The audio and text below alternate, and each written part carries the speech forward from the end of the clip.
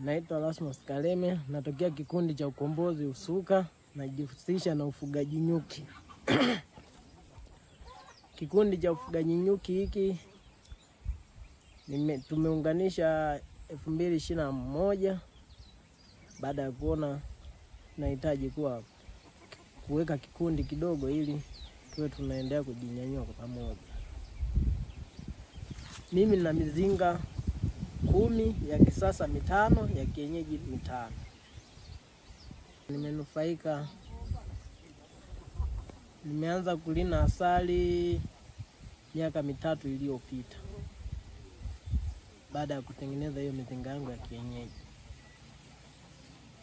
Kiwango nilichonufaika kwa kipindi ninacholina asali ni debe 2 hadi 3 kwenye hiyo mizinga 5.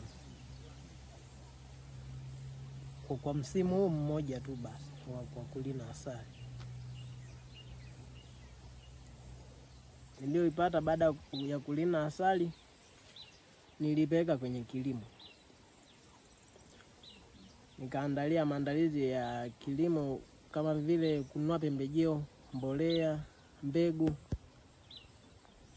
pamoja na kutafuta shamba la kulima.